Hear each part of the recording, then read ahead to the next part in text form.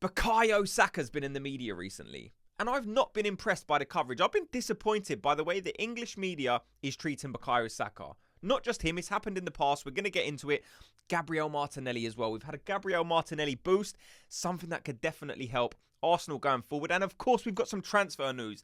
Transfer window is coming up, and we've got some transfer news coming up about a possible central midfielder being linked more heavily with Arsenal in the past couple of days. So let's get into it. So, look, the position I wanted to start in first is Bukayo Saka. You know, what did you guys make of this poor Bukayo Saka coverage? Look, like I said, I was disappointed.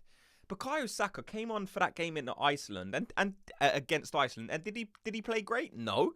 Did he cover himself in flowers? Not necessarily, but look at the performance of the whole team. The whole team was terrible.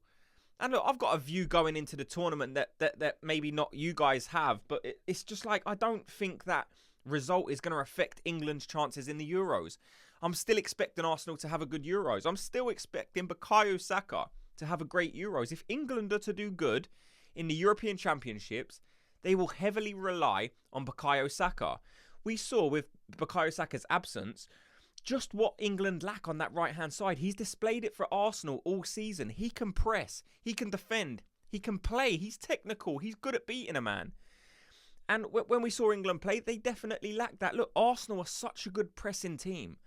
So I think we take for granted just how much that affects the England team when Bukayo Saka's not in there, because Bukayo Saka has the same traits that he will have for Arsenal. They will carry over into England. Now, England are not as well managed as Arsenal. Gareth Southgate don't have the managerial capacity of Mikel Arteta. But there's traits that England can definitely utilise with Bukayo Saka. You know, in recent weeks, we've been hearing Bukayo Saka shouldn't start in this tournament. We need to be playing Cole Palmer. Look, Cole Palmer's had a good season, but he's nowhere near the level of Bukayo Saka. So why are the English media trying to put this result on Bukayo Saka? You know, we lost the game 1-0, fair enough. But all of a sudden, Bukayo Saka is the main name in there. He's the picture, isn't he? They use his picture in a negative way. Like they'll say England lose, England terrible, or whatever it is. And then they'll put the picture of Bukayo Saka. Now, if this was one media outlet, you could kind of understand and say, well, they had to pick one player. So just because it's Saka, it had to be one of them. But if you look on the countless back pages through multiple media services online, why are they all using the face of Bukayo Saka? Is this just another young player the English media are trying to pull down? Let me know your opinion on it, because I don't fully understand it.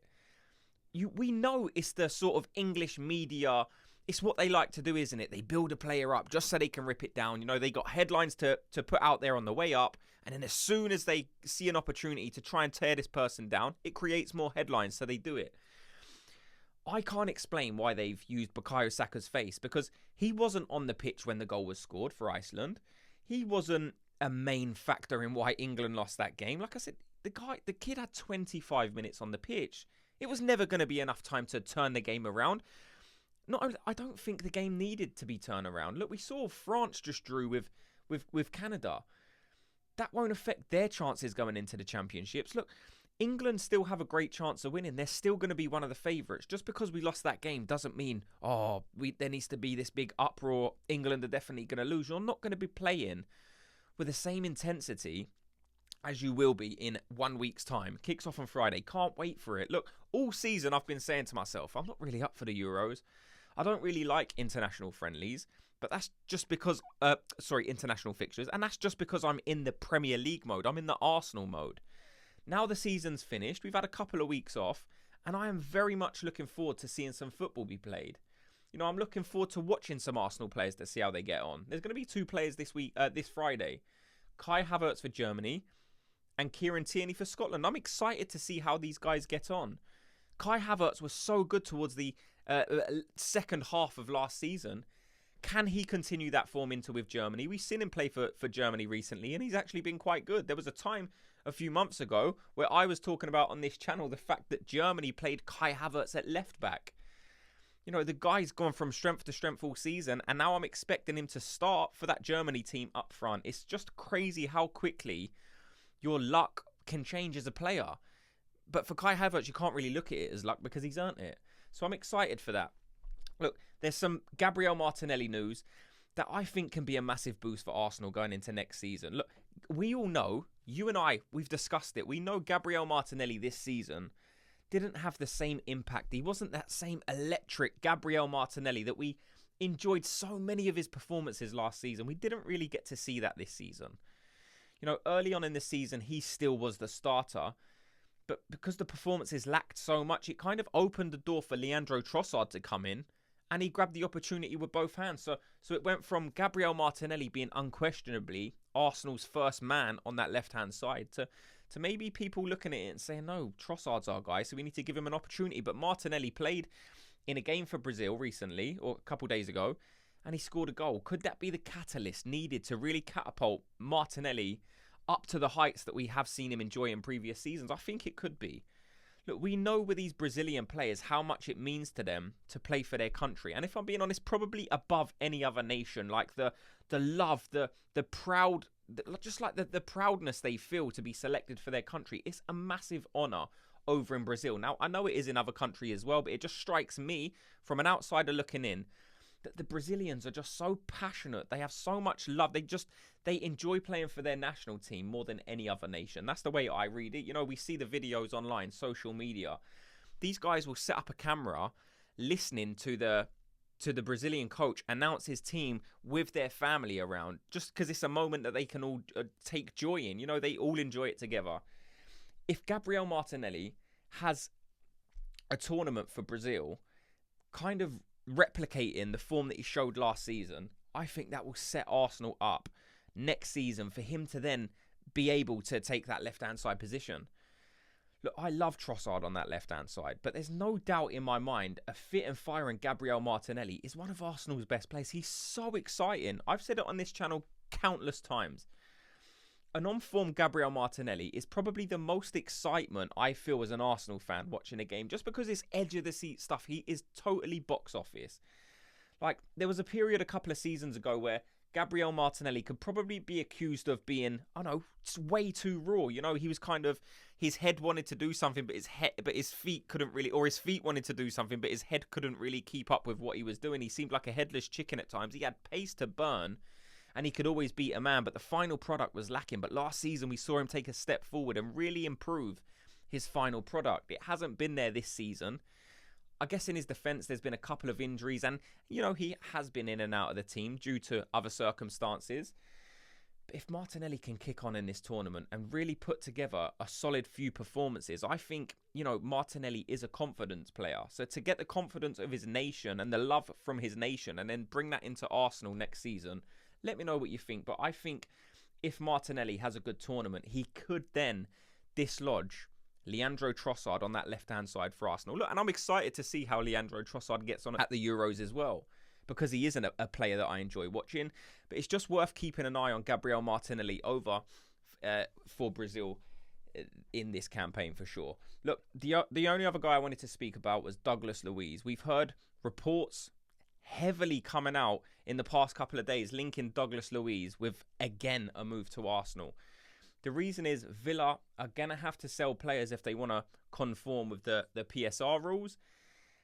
In terms of assets, they have a couple of players. I could probably pick out 3 players that I can see them moving on to maybe bring some money in so they comply with them rules. And that would be Douglas Luiz, Leon Bailey, and Ollie Watkins. Ollie Watkins is probably slightly older, so in terms of monetary value, it will probably be way less than Douglas Luiz. Look, the figure being quoted or touted around is £50 million for Douglas Luiz. What do you guys think of that figure? Is Douglas Luiz a player you're looking at for 50 million and saying if Arsenal bring him in, he could really transform our midfield? Or not necessarily even transform, because I think Declan Rice was that transformative figure that we needed in the centre of the park. Now we just need an additional player to really complement Martin Odegaard and Declan Rice. Them two are the mainstays, and we just need to bring someone in who could complement them two and really make this, you know, a solid midfield. Douglas Luiz, in terms of combativeness, he's probably not as much as a Declan Rice or maybe even a Bruno Guimaraes, but I think Douglas Luiz is a very good ball player. Look, again, he's Brazilian, very technical. Does that mean you probably have to play Declan Rice in more of a 6 and then let Dougie Luiz take that 8 position? I don't know. Let me know, like I said, what you guys would do. Is this a player that you would be interested in?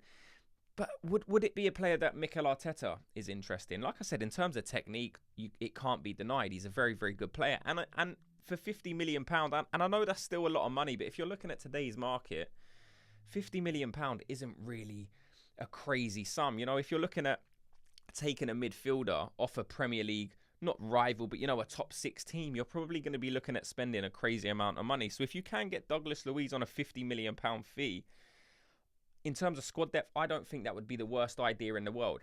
Personally, and I haven't seen the links coming out in the last couple of days, but I would be targeting more Leon Bailey. I think in terms of a backup to Bukayo Saka, and I don't know why this isn't being talked about more. I haven't really seen too many people talk about it, but Leon Bailey to Arsenal could be a really interesting move, because I think he can be played in a couple of positions. But even if you do just use him as a right winger, I think in terms of a solid replacement to replace Saka in certain games, because Saka's not going to be able to play the same amount of minutes next season as he did this season, especially with the Euros.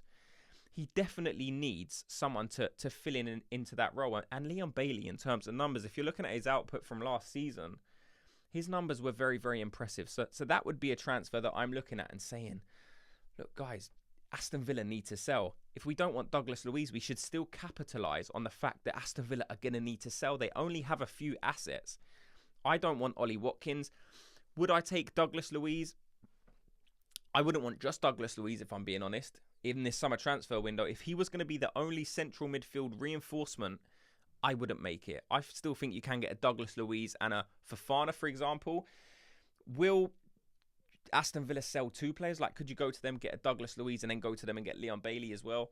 I don't know, but I personally would be looking at Leon Bailey from Aston Villa. Let me know your thoughts on that. Thanks so much to everyone for watching and listening. Before you go, if you could just very quickly do me the favour, hit like on this video. Just give me a thumbs up and subscribe, and I'll speak to you all in tomorrow's video. Gooners, have a good day.